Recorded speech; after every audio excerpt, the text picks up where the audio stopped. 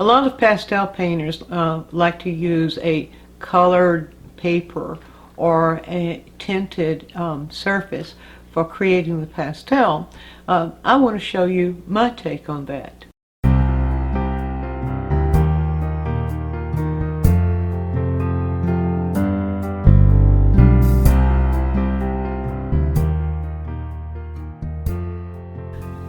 Alright, to begin with, I've got gouache, and by the way, gouache is spelled G-O-U-C-H-E, pronounced like go wash. So gouache is an opaque watercolor paint. What we can do with gouache and pastel is to use gouache as an underpainting because it's made of very similar materials as pastel, makes a wonderful underpainting, it gives a good nice surface, velvety sort of surface on which to work, and it also can help in establishing those darks, those rich darks that are difficult to get in pastel, and be able to keep those without them getting muddy. So let me just show you a very short version of how you might make this work. So in this case I am going to use as an example just a bunch of trees, and let's say you would have, I'll just use a little bit of a little drawing here to indicate where the trees might be, and there would be dark, this is summer trees, so there would be lots of dark greens there as well as middle value greens and light greens. So we could begin the underpainting, and here with the gouache I have a mixture made of phthalo blue and cadmium yellow deep, or then cadmium orange, those three together for a very dark green.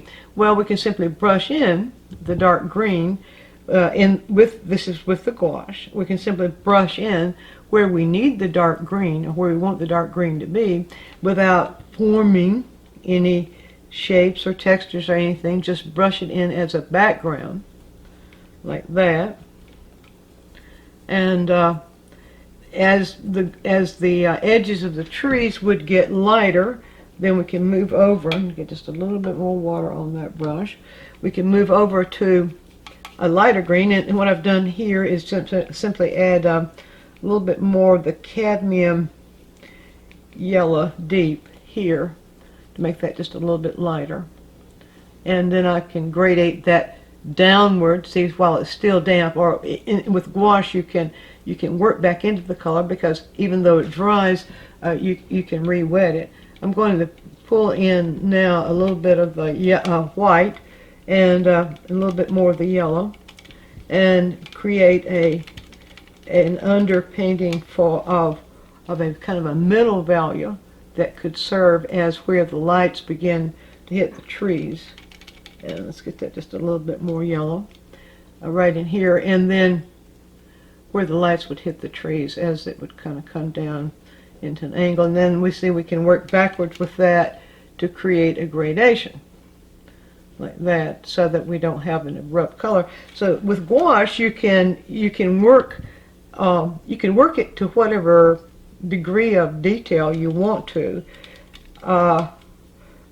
or simply do an area of value without any definition in it, and save the definition for the pastel. Now we'll let this dry and put the gouache down